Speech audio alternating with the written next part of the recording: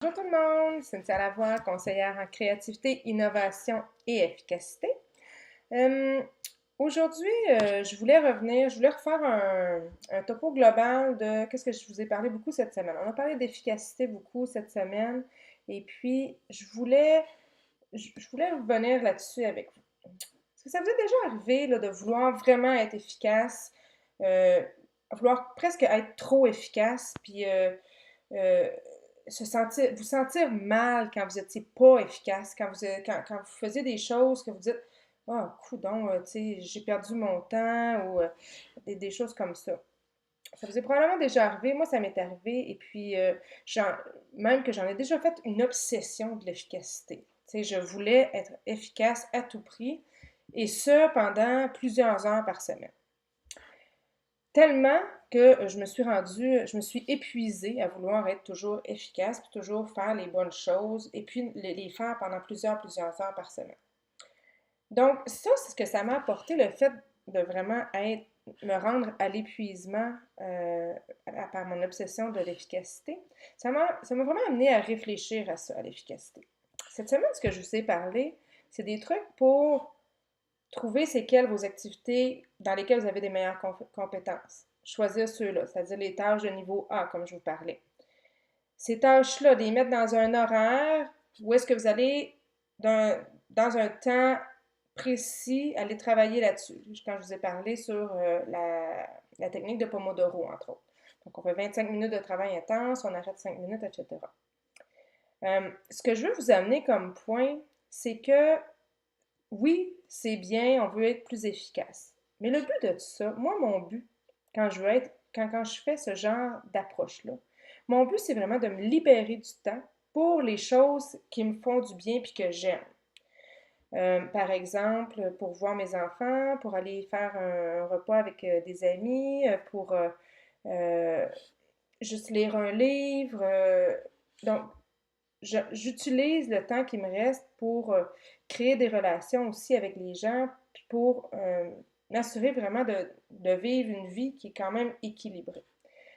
Donc, c'est important de le comprendre, ça, parce que si on parle d'efficacité, oui, on veut être efficace à court terme, mais si vous voulez être trop efficace à court terme, euh, à long terme, vous allez en subir les conséquences. Donc, ça peut être un épuisement, ça peut être d'autres conséquences pour vous, ça peut être des blessures physiques, ça peut être différentes choses qui vont vous arriver.